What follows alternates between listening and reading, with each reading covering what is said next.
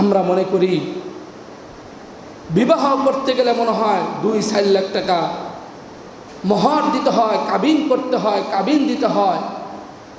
এই যে আমাদের সমাজে একটা ছেলে 10,000 টাকার বেতনে চাকরি করে, 15,000 টাকার বেতনে চাকরি করে, 5,000 টাকা বেতনে চাকরি করে, তার কাবিন নামা লেখা হয় 4 লাখ 5 লাখ। এরকম আছে কিনা? কথা বলেন আছে কিনা? ছেলের যোগ্যতা নাই, এই ছেলেকে 2 লাখ 5 লাখ টাকা যখন মোহর নির্ধারণ করা হয়, এই ছেলেটা মোহরানাটা দিবে কোত্থেকে? আর সে যদি এই মোহরটা না দিয়ে, মোহর দেওয়া যে স্ত্রীকে দেওয়া যে ওয়াজিব, এটা সে বুঝলো না, দিল না, তাহলে তো এই ছেলেটা আল্লাহ পাকের কাঠগড়া কাল কিয়ামতের ময়দানে দাঁড়াইতে হবে। কেন তুমি তোমার স্ত্রীর হক আদায় করলে না? এই কারণে প্রিয় ভাইয়েরা আমার, সমাজে যখন বিবাহটাকে কঠিন করা হবে, তখন জিনার হার বৃদ্ধি পেতে থাকবে। অত্যন্ত দুঃখের বিষয়, আমাদের সমাজে বিবাহটাকে কঠিন করা হয়েছে। জিজ্ঞেস করা হয় ছেলের বাড়ি আছে কিনা, গাড়ি আছে কিনা, কত টাকা ব্যাংক ব্যালেন্স আছে, কি আছে না আছে।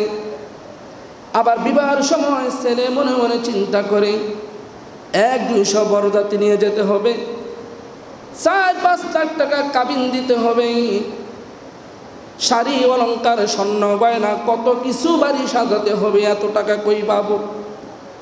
এই চিন্তা করে বিবাহের দিকে আগায় না।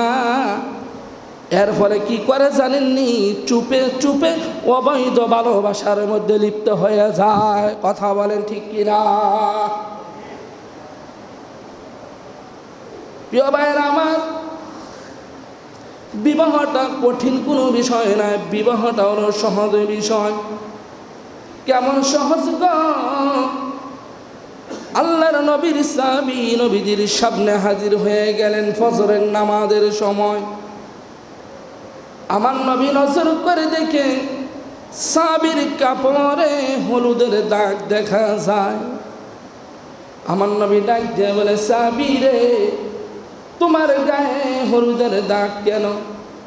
সাহাবী ডাক দিয়ে বলে, ওগো নবীজি, গত রাত্রে আমি বিবাহ বন্ধনে আবদ্ধ হয়েছি। ভাইরা আমার, চিন্তা করে দেখেন, সাহাবী রাত্রে বিবাহ করেছে, দয়াল নবী জানে না, দয়াল নবীজিকে দাওয়াত দেয় নাই। আমাদের সমাজের অবস্থা কি? যদি পাড়া প্রতিবেশী কাউকে যদি বিবাহতে দাওয়াত না দেওয়া হয়, তাহলে ওই ব্যক্তির সাথে সে জনমের মতো শত্রুতা লিপ্ত হয়ে যায়। কথা বলেন ঠিক কিনা? সাহাবী বিবাহ করেছেন, আল্লাহর নবী জানে না। সকালবেলা নবী যখন জিজ্ঞেস করলেন, তোমার গায়ে কিসের হলুদের দাগ দেখা যায়?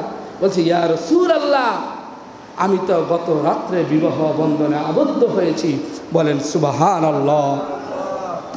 বিবাহটা সহজ, কিন্তু আমরা কঠিন বানায় ফেলছি। আমরা মনে করি এই কথাগুলো সত্য, এই কথাগুলো আপনাদেরকে শুনতে হবে, শরীয়ত কি বলে আর আমরা করছিটা কি, এগুলো আমাদেরকে শুনতে হবে।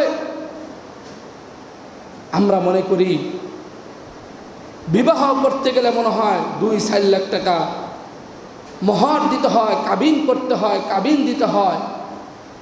এই যে আমাদের সমাজে একটা ছেলে 10,000 টাকার বেতনে চাকরি করে, 15,000 টাকার বেতনে চাকরি করে, 5,000 টাকা বেতনে চাকরি করে, তার কাবিন নামা লেখা হয় 4 লাখ 5 লাখ। এরকম আছে কিনা? কথা বলেন আছে কিনা? আপনারা কি জানেন, বিবাহতে মাত্র 2.5 ভরি রূপা অথবা রূপার মূল্য দিলে মোহর আদায় হয়ে যায়, কাবিন নামা আদায় হয়ে যায়। আপনারা কি জানেন? মাত্র 2.5 ভরি রূপা অথবা এর মূল্য যদি কোনো মেয়ে লোককে দিয়ে দেওয়া হয়, তাহলে ওই বিবাহ শুদ্ধ হয়ে যায়। সুবহানাল্লাহ। বিবাহ কঠিন নাকি সহজ? বিবাহ সহজ।